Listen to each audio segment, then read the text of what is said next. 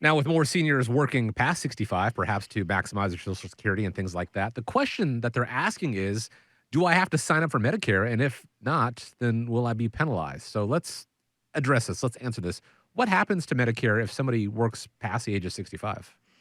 I get that question a lot, and everybody out there knows I do a lot of events, these educational Medicare events, and I like to have fun. I like to smile. I like to make people laugh, And I know Dave, you went to one of my events or two, and kind of see how I do what I do. And one of the things I mentioned in there, and I usually apologize beforehand, but I ask for a show of hands, and I will say, how many of you have had a friend, a neighbor, a relative, a coworker, or somebody tell you you have to sign up for Medicare when you turn 65? I don't care if you're working or not, you have to sign up.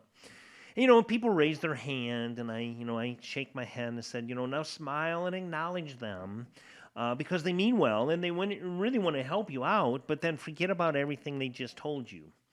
I said, because unless they are in the Medicare world like I am, or other advisors like myself, you really don't know all of the little nuances of how it works. Okay, so I run into this a lot. Um, Here's the short answer. It's very, very confusing, and it depends on a few key factors. So, one of the factors is this: if someone is working for an employer that has 20 or more employees, now that does not mean 20 employees on a group health plan, but 20 or more employees at the company, and that company offers a group health benefit with a prescription drug plan, then you do not have to sign up for any benefits whatsoever. Part A, Part B, you don't have to sign up for anything. Well, a lot of people say, okay, well, won't I be penalized? Well, that's the big fear with everybody with Medicare is they've heard about how costly these penalties can be, and they are tagged onto you for the rest of your life if you do incur a penalty. The answer to that is actually no, you will not incur a penalty. Okay? There is a form, and this is one of the things that I do. I help all of my people that I come and or that come to me and talk to me about this. Is I'll actually help you fill out this form. You take it to your employer. It's a form called CMS L564. That is the employer form. The employer fills it out, and then we submit it to Medicare. That form shows you had qualifying health coverage from the time you turn 65 until you retire. So if you decide, Dave, to retire at 70, and like myself, you've got group health benefits, then you'll need that form to show you had benefits from 65 to 70 years old, and you will not incur a penalty. Okay, so that is one scenario. And another thing to keep in mind is if you have employer health coverage, your employer coverage will always be primary, and your Medicare benefits will be secondary. Okay. Now, another thing that I do a lot with is I'm a big fan of the HSAs, the health savings accounts. I've talked about those quite frequently. We'll address those in a second, how it's impacted also with Medicare.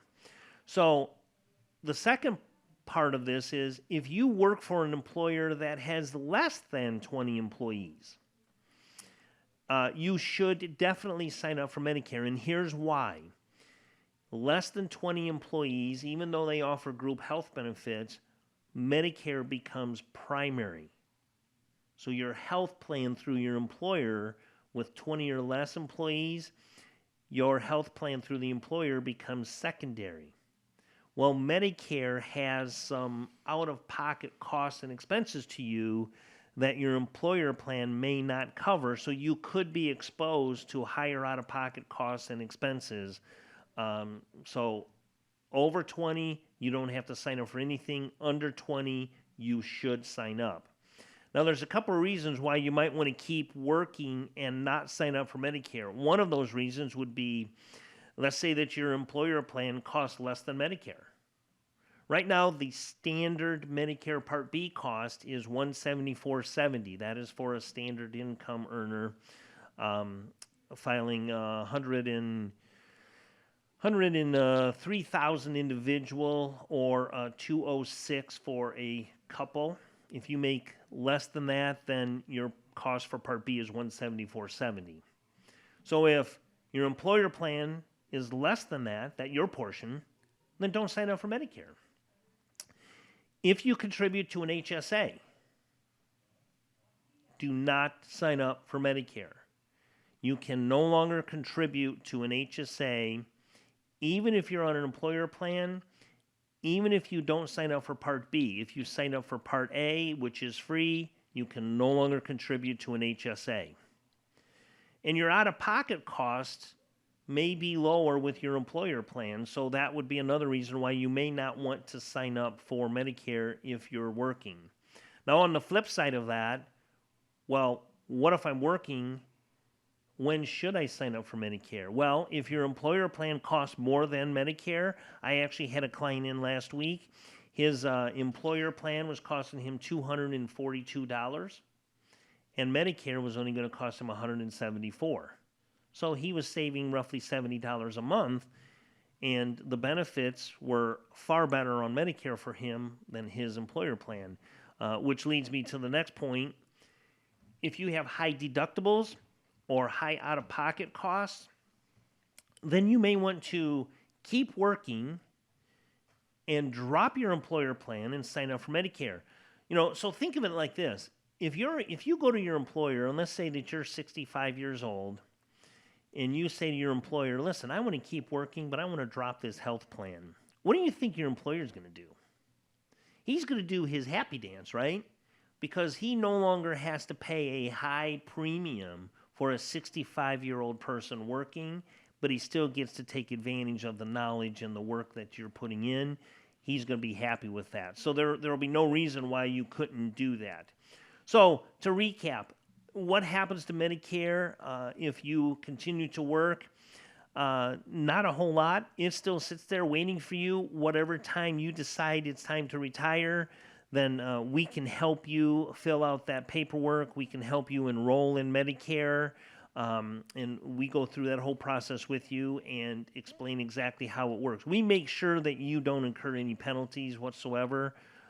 So if you feel that you want more information about working past 65 and how it's going to impact you with your Medicare, let me know. We'd be happy to go through your specific needs and help you out. And again, this is a good time to point out this is one of the many topics that Scott and the team at America's Medicare Associates cover in their Medicare workshops. Got a good number of them coming up in September. If you've got the time, they'd love to have you out there. You can see the full list of them and go in RSVP and register for that by going to the events page at arhq.com.